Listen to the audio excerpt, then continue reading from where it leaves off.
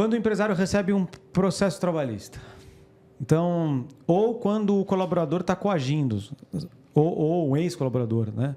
Do tipo assim, olha, eu vou te processar, não concordo com isso, não estou falando quem está certo ou errado aqui, tá? Perfeito. Acho que o empresário ele pode ter dois caminhos. Caminho número um, negociar com a pessoa, certo? Sem dúvida. Que é aquilo que a gente conversou no começo, que é levar para trazer um calculista, falar, vê se realmente eu paguei algo errado, Perfeito. calcula, alinha com a pessoa e vai até um determinado momento e corrige ali. Perfeito. O segundo aspecto é a pessoa entrar com um processo trabalhista e você ter que, de uma certa forma, dentro do processo trabalhista, ter que se defender, certo? Perfeito. O que o empresário faz ao receber um processo trabalhista? Olha só, Adema, falar de outro instituto que não tem sido utilizado como deveria, que é a transação extrajudicial na Justiça do Trabalho. É um tema que voltou às notícias, voltou à mídia essa semana, porque anteontem foi publicada uma resolução do CNJ nesse sentido, tentando estimular as transações extrajudiciais na Justiça do Trabalho, justamente com a finalidade de tentar reduzir o número de ações. Ou seja, hoje tem um número muito excessivo, que custa muito para o Estado e que muitas vezes é mal resolvido e que demora muito a ser resolvido. Então, o jurisdicionado não está se beneficiando com essa indústria das reclamações trabalhistas na Justiça do Trabalho. Então, é uma realidade, é uma opção que, repito, não tem sido utilizada da forma e do volume que poderia ser, mas é muito eficaz. Mas de forma prática, ele precisa de um advogado para ir no... Muitas vezes você sabe, ou o empresário entende que tem uma certa fragilidade, um passivo, qualquer que seja. O empresário sabe que aquilo ali pode ser objeto de uma reclamação trabalhista e que ele está vulnerável em função disso. Então, nessas situações, é possível, e eu não tenho dúvida que a conciliação, nesse caso, é o melhor caminho, se propor uma transação extrajudicial para o empregado. Como é que funciona? É um acordo que você vai discutir, portanto, os direitos controvertidos. Você vai estipular um valor, obviamente, para compensar essas violações. A lei exige que seja acompanhado dos dois lados por um advogado, por advogados, e o juiz do trabalho, isso vai ser submetido à Justiça do Trabalho, e o juiz do trabalho vai avaliar e vai homologar aquele acordo. Sem uma audiência. Pode acontecer sem audiência, não necessariamente com audiência. Se o juiz sentir a necessidade de designar uma audiência para isso, o fará. E qual o grande ponto positivo que traz segurança? E esta resolução do CNJ foi muito importante. Isso é fresquíssimo, isso é assunto do dia.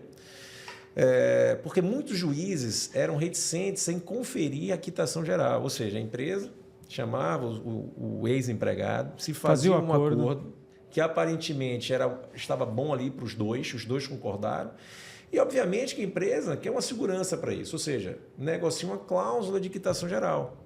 Então, aquele empregado não vai mais poder discutir qualquer outro direito, porque aquele valor, toda a controvérsia relacionada àquele vínculo está solucionada ali. Pois bem, alguns juízes de trabalho tinham resistência para conferir a quitação geral, ainda quando o empregado estivesse acompanhado de advogado.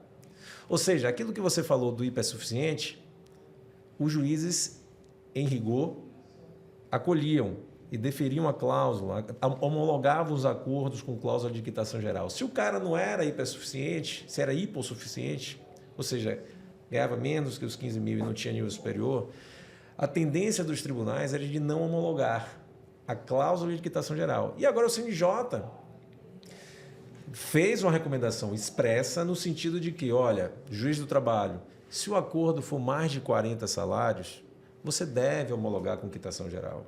A parte está assistida de um advogado. Aquele acordo, em rigor, não tem nenhum vício para não surtir os efeitos legais. Muito bom. Então, quer dizer, isso é uma realidade que ainda é pouco utilizada, mas agora, com esta resolução do CNJ, acreditamos que a transação extrajudicial na Justiça do Trabalho ganhe uma importância maior, porque vai trazer a segurança do empresário de que aquele acordo, que muitas vezes ele quer de fato se livrar de um processo futuro e muitas vezes pode até considerar um valor até mais do que inicialmente pensaria em desembolsar, mas ele não quer ter custo com advogado. Então, quer dizer, agora com essa recomendação, os juízes do trabalho devem homologar com quitação geral. Isso traz uma segurança muito grande para o empresário. Então, veio em boa hora um instituto que deve ser mais utilizado e, por conta esse entendimento da Justiça do Trabalho, de alguns tribunais, estava, de certa forma, sendo visto com certa desconfiança pelos empresários. E isso não tem nada a ver com a questão do tipo, eu quero mandar um colaborador embora ou um colaborador quer sair. E aí você fala, cara, eu não vou te mandar embora que eu vou te pagar toda a multa do fundo de garantia. E aí tem uma resolução que você consegue negociar isso, certo? Também. Muito bem observado. É importante falar, porque parece que é de conhecimento geral, mas não é. Existe também agora a figura do Instituto do Distrato Contratual, que não existia antes. Quer dizer, não é agora, isso já tem desde 2017, a gente já vai fazer quase 7 anos com isso. Mas existe essa possibilidade. O que é que existia muito na prática? O empregado queria sair da empresa, o empregador não queria mais aquele cara e ficava no jogo do empurra. Eu não vou colocar ele para fora porque eu vou ter que pagar a multa de 40%. Vou esperar ele pedir demissão. E eu vou esperar ele pedir demissão. Aí o que o empregado pensava? Não, eu não vou pedir demissão porque eu vou perder a multa de 40%. Ou seja, um não queria continuar trabalhando e o outro não queria que aquele trabalhasse. Então, quer dizer, era um impedimento ao final porque gerava um custo para a empresa. Então, se pode agora, há algum tempo, se negociar. Olha, vamos lá, vamos resolver essa questão. Você não tem mais interesse, a empresa também não tem. Vamos fazer um distrato. Eu pago 20%, e a lei assim determina, pago metade das parcelas decisórias, 20% do FGTS e está tudo resolvido. Então, quer dizer... E o restante do FGTS que ficou depositado na fonte? Não, na verdade, ele libera. Ele libera, só que a multa de 40%, que seria uma multa de 40%, se torna 20%. Então, quer dizer, é um ajuste. Ou seja, sai muito menos oneroso para a empresa e o empregado satisfaz o interesse do empregado de sair da empresa. Então, isso é muito interessante. E, na prática, a gente não vê também sendo muito utilizado. We choose to go to the moon in this decade and do the other thing. 7, 6, 5, 4, 3, 2, 1.